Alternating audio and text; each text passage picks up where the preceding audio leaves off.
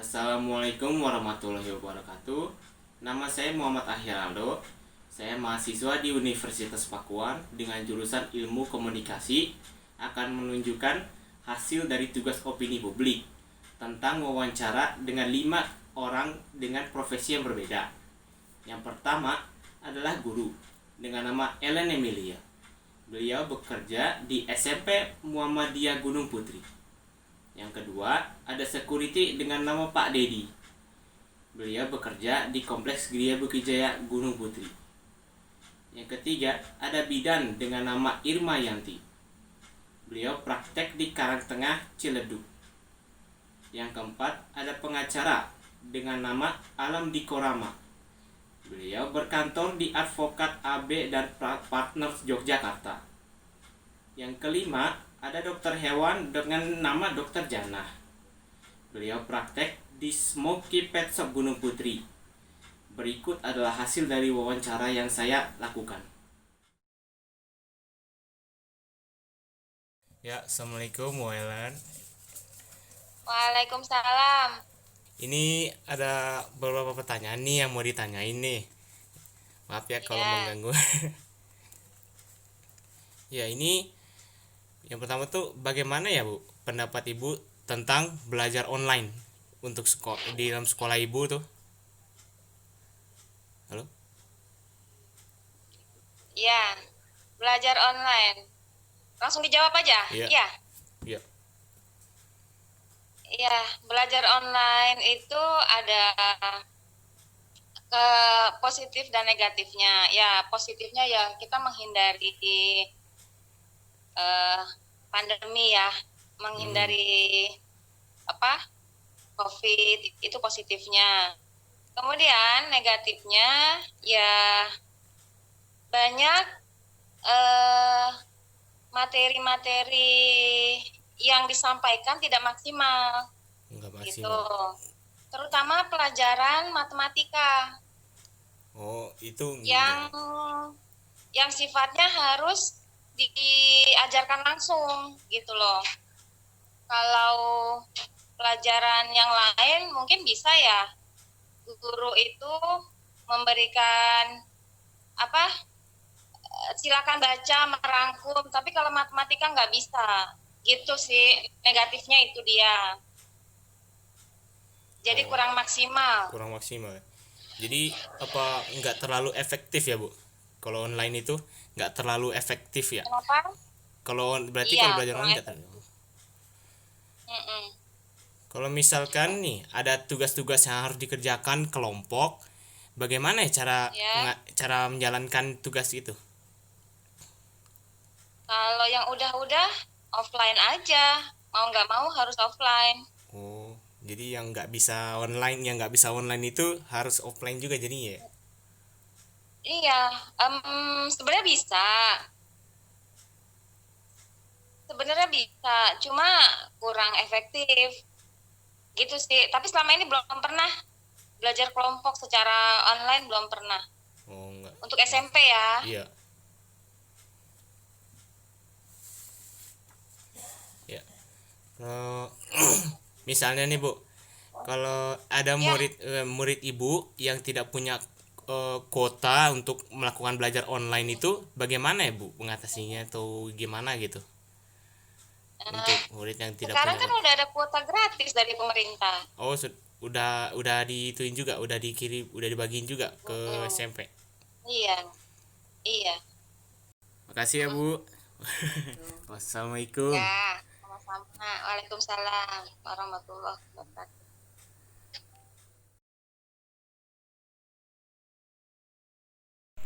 Menurut Bapak, penyebab pengangguran itu apa ya, Pak? Penyebab pengangguran pertama kurangnya lapangan pekerjaan, kedua eh, dari kemampuan tenaga kerja itu kurang kemampuannya, Kemampuan jadi ya. skillnya tidak mencukupi. Kalau di dalam ini, kalau pada masa pandemi ini, pengangguran semakin banyak nggak, Pak? Meningkat nggak gitu? Pengangguran tambah banyak pandemi Tambah banyak karena ya? sebagian perusahaan ada yang dirumahkan karyawannya, terus ya pedagang-pedagang juga waktunya dibatasi, jadi pembelinya agak berkurang. Jadi banyak yang ini, jadi Nah, di rumah tambah ya, parah ya. tambah parah ya.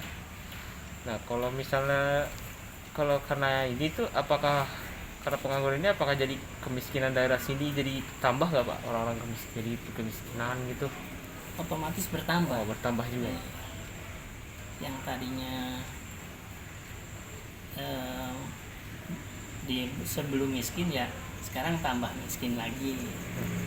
Karena ini ya apa di rumah ya. Karena di rumah, karena kerja juga kadang di orang karyawan di rumah kan ada yang dipecat juga gitu. Nah, ini bagaimana kedisiplinan warga dalam membersihkan sampah, Pak?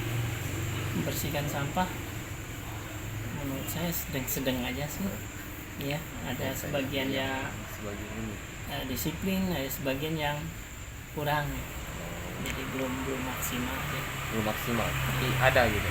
Ada yang disiplin juga. Ya, makasih ya Pak. Ayo sama-sama. Oke, Bu. Ya, Makasih Pak. Iya sama-sama.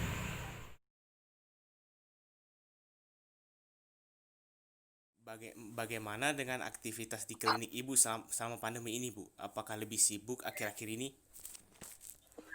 Aktivitas klinik tetap, tapi waktunya untuk buka prakteknya dibatasin. Kalau siang dari jam 11 sampai jam 1, sore jam 5 sampai jam 9 malam aja. Itu tambah sibuk nggak, Bu? Maksudnya dari hari biasa? Sebenarnya sih dibilang sibuk tidak. Pasien ya yang biasa-biasa, yang pasien tetap. Dan juga di klinik juga udah, ya di klinik Ibu sendiri juga mengadakan untuk pemeriksaan rapid. Apakah ada Ibu temukan kasus COVID pada anak-anak balita gitu? Tidak ada. Untuk selama ini tidak ada. Karena dalam keadaan COVID ini kan Ibu cuma melayani untuk imunisasi, periksa ibu hamil, sama berhubungan dengan kebidanan aja. Kalau ibu hamil tuh, Ibu ada nggak, Bu, yang kena COVID gitu? Dalam selama ini untuk pasien yang biasa periksa ke klinik Ibu tidak ada. Nggak ada, belum. Kalau dapat jangan ada. Risikonya tinggi nggak, Bu, dibandingkan dengan anak-anak gitu? Ya kalau untuk resiko ke ibu hamil ya lebih tinggi karena nanti kan bisa menularkan ke bayinya. Tetapi untuk saat sekarang di puskesmas sendiri juga setiap ibu hamil itu wajib untuk diadakan swab test. Jadi kita kan saling bekerja sama dengan puskesmas. Kalau ada ibu hamil yang sudah kehamilan 32 minggu, itu kita wajib rujuk ke puskesmas untuk dilakukan swab test. Terus menurut pengalaman Ibu nih, pernah nggak Ibu temukan kasus COVID dari Ibu ke bayinya gitu, ke balitanya gitu? Tertular dari Kalau untuk di klinik Ibu belum pernah. Belum pernah. Oke dah.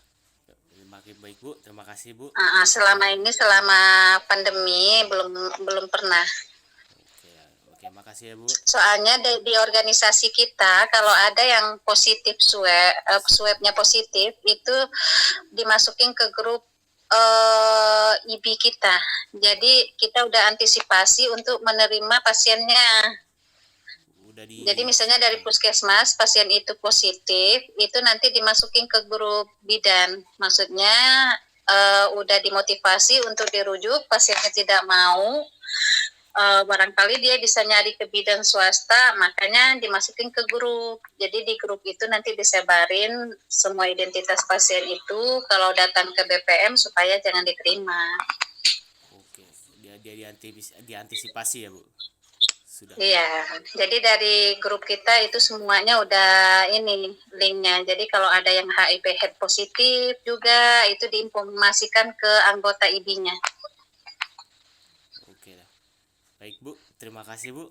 Maaf sih. Udah dong. Iya, sukses ya. Terima kasih Bu. Assalamualaikum. Assalamualaikum. Ya, Waalaikumsalam warahmatullahi wabarakatuh.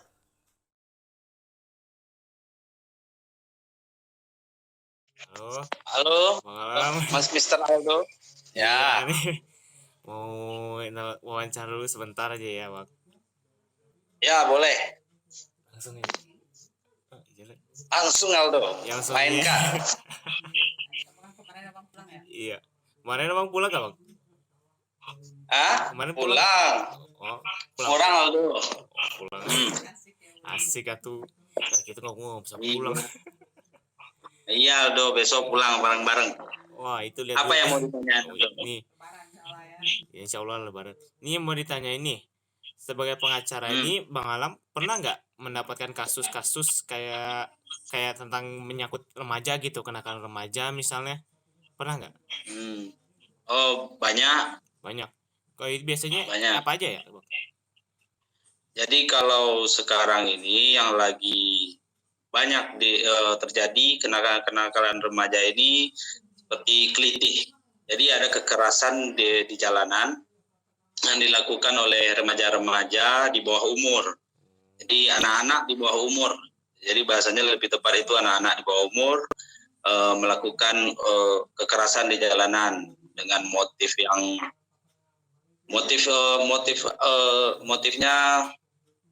tidak ada motif, hanya seperti mencari kejayaan, mencari wah-wahan seperti itu. Jadi mereka melakukan kekerasan secara random kepada kelompok-kelompok anak-anak lainnya. Mungkin juga seperti geng motor itu banyak. Begal gitu ya? Iya, akibatnya korbannya meninggal dunia, ada yang luka-luka, bermacam-macam kasus. Itu kalau yang di bawah umur itu gimana tuh cara menyelesaikannya? Apa sih namanya? Gimana masalahnya gitu selesainya? Apakah diadili langsung atau ada proses lain gitu? Jadi untuk anak di bawah umur itu ada proses persidangan sebenarnya secara anak-anak. Ada persidangan untuk anak-anak, proses anak-anak. Tapi sebelum untuk itu ada upaya namanya diversi. Diversi ini adalah upaya yang dilakukan menurut Undang-Undang Perlindungan Anak ya, tentang peradilan anak, itu ada proses diversi yang harus dilalui. Jadi proses pembinaan terhadap anak itu terlebih dahulu. Jadi anak itu tidak berlangsung berhadapan dengan hukum. Jadi apabila kita dibina, jadi proses diversi itu nanti melibatkan dari dinas sosial, juga pengawas-pengawas lainnya. Jadi anak-anak itu dibina dulu, kalau bisa berdamai dengan korban-korbannya. Tapi kalau memang, dan itu pun ada aturan mainnya, tidak semua perkara yang kenakalan remaja yang dilakukan oleh anak-anak itu dapat proses diversi. Kadang-kadang ada yang langsung diproses dengan acara peradilan anak mestinya. Itu proses diversi itu ada ketentuan khusus untuk anak-anak yang berhak untuk mendapat proses diversi. Contoh satu adalah karena dia baru pertama kali melakukan tindakan pelanggaran hukum, kejahatan misalkan. Yang kedua, ancaman pidana yang dia lakukan itu tidak lebih dari 7 tahun. Jadi kalau sudah lebih dari 7 tahun, maka diversi itu tidak diperoleh untuk anak itu, maka dia langsung berhadapan di persidangan anak namanya, itu langsung di sana di proses peradilan anak, itu bahasanya proses peradilan anak, mereka langsung diproses di sana. Jadi tidak semuanya, dan perlu diupayakan untuk anak itu kan ada undang-undang perlindungan anak. Jadi jangan sampailah anak-anak itu yang melakukan suatu kesalahan atau kekeliruan atau ya bisa dibilang kejahatan langsung diproses secara hukum melalui persidangan anak. Jadi diupayakan dulu, anak-anak itu kan adalah masa depan bangsa. Jadi mereka perlu dibina dulu. Jadi dibina dulu, janganlah langsung diproses secara hukumnya. Makanya ada tadi pemerintah melalui Undang-Undang Perlindungan Anak menyediakan namanya proses diversi. Jadi anak-anak itu harus melalui proses diversi terlebih dahulu. Jadi nggak Diversi langsung itu tadi ya diulangi, diversi itu tadi adalah proses pembinaan. Jadi diupayakan berdamai dulu dengan korbannya. Contoh, apabila melakukan kekerasan di jalan misalkan, luka-luka korbannya, itu anak-anak pelakunya, maka dilakukan upaya diversi dulu, bisa berdamai atau tidak. Dan juga perlu dilihat aspek yang satu tadi, syarat diversi tadi. Oh, dia baru pertama kali melakukan. Ancaman hukumannya tidak lebih dari 7 tahun. Maka dia bisa memperoleh hak untuk dilakukan diversi. Tapi kalau itu suatu pengulangan suatu perbuatan pidana dan ancamannya lebih dari 7 tahun, ya mereka langsung diadili di persidangan peradilan anak. Seperti itu. Misal ini kalau kasus-kasus yang sering Bang temui itu selain remaja itu apa aja ya, Pak? Yang banyak sering ditemui lah. Yang sering-sering kasus remaja.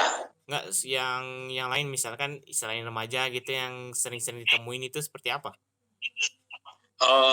Kita itu kan ada dua aspek, ada kejahatan pidana atau keperdataan. Iya, maksudnya yang kayak gimana gitu, misalnya yang sering-sering dihadapi Bang Alam lah.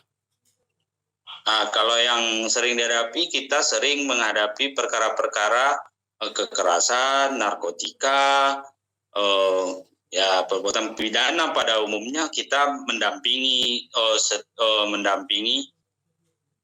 apabila diberikan kuasa, kita mendampingi para pelaku itu. Juga kita mendampingi para korban. Jadi tidak semata-mata pengacara ini mendampingi pelaku, kita juga mendampingi korban. Jadi tergantung dari siapa yang memintakan kuasa kepada kita, siapa yang memintakan bantuan hukum kepada kita. Nah, itu pun secara keperdataan kita juga mendampingi apabila berkasus hubungan dengan hak keperdataan seseorang. Nah, itu kita juga dampingi. Jadi hanya ada perdata pidana, juga ada hubungannya nanti hukum tata negara tentang ya macam-macam dengan yang lain-lain yang banyak. Begitu ya. Oke, makasih ya Bang. Aduh, ganggu banget nih. Sukses ya Aldo. Ya, amin. Assalamualaikum. Waalaikumsalam.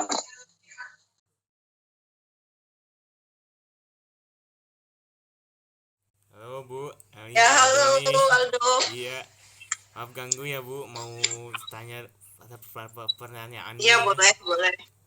Ini Bu, biasanya kasus apa ya sering terjadi klinik ibu itu, misalnya hewan-hewan, kasus apa sih itu yang sakit itu kayak apa aja tuh biasanya sering datang? Kalau untuk sebenarnya macam-macam, tapi kalau untuk di dia sendiri kan kebanyakan kucing ya. Nah, sekarang itu lagi musim penghujan, jadi sekarang lagi banyak kasus yang infeksius. Seperti itu untuk kucing. Yang infeksius terutama apa aja namanya? Paling sering kalau di kucing itu Panleukopenia sama calicivirus. Itu yang lagi sering datang klinik. Gitu. Okay. Ini Ibu menerima apa sih, sterilisasi tidak Bu? Sterilisasi buat hewan? Menerima. Iya. Menerima. Iya, menerima. Itu untuk hewan-hewannya apa aja gitu bisa? Kalau untuk Ligria, sebenarnya kalau untuk di klinik khusus hewan kecil ya, kayak anjing sama kucing. Cuma untuk di Ligria sendiri kita melakukan di kucing aja. Kalau di tempat lain ya anjing kucing. Gitu. Itu kalau pernah nggak ada pasien selain anjing dan kucing gitu yang pernah datang? Pernah. Burung, terus beberapa kayak hamster, kelinci, ya paling sekitaran itu untuk hewan peliharaan. Tapi kalau untuk yang lainnya belum ada. Nah itu kalau untuk apa sih, pernah nggak nemuin sering-sering kucing terlantar gitu ditaruh depan klinik atau gimana gitu, pernah nggak? Untuk sekarang lumayan banyak sih yang untuk taruh, mungkin karena kan baru udah pada tahu kalau ada dokter hewan, jadi ada beberapa yang suka naruh kucing sakit gitu, kayak misalnya terutama untuk kucing kecil. Itu dirawat gak tuh sampai dia sehat atau dilepas atau gimana? Kalau untuk yang liar, karena kita kan menghindari kontaminasi sama kucing yang di dalam klinik sehat ya. Jadi ya kita obatin tapi tetap taruh di luar. Oh, tapi kalau udah itu taruh luar ya, kalau udah sembuh. Iya, Taruh iya. luar ya, Kalau untuk yang misalnya liar. itu taruh di luar. Karena kan nggak mungkin kita pelihara, jadi kayak dirawat terus dilepas lagi. Tapi dilepasnya ya sekitaran perumahan itu aja. Jadi nggak jauh-jauh ya. Ya, Ini selama pandemi ini kan jadi banyak libur panjang nih. Ini berpengaruh nggak sih untuk di klinik gitu? Kayak apalagi yang punya hewan gitu. kalau untuk saat pandemi awal-awal memang berpengaruh ya. Pengaruh. Maksudnya ada penurunan. Cuman kalau untuk kita sendiri kan menentukan, ini kan klinik selain di sana ya, misalnya menentukan kebijakan istilahnya pembatasan untuk hewan yang datang selagi dia bisa ditangani dulu di rumah sakitnya, lebih baik ditangani di rumah daripada datang. Sama kalau misalnya emergensi ya disarankan ya langsung datang ya. Beberapa sih kalau yang infeksius mungkin karena udah kasus udah lemas atau apa ya datang. Cuman untuk kesehatan sendiri pada awalnya berpengaruh tapi mulai stabil lagi. Cuman nggak tahu nih kalau untuk PSBB sekarang kan mulai lagi PSBB, kita nggak tahu ada beneran atau iya. Aduh, oke Bu, makasih ya Bu. Aduh, terima kasih Iya, udah waktunya. Iya, nggak apa-apa. sukses itu Iya, terima kasih Bu. Demikian hasil dari wawancara saya. Saya tutup dengan wassalamualaikum warahmatullahi wabarakatuh.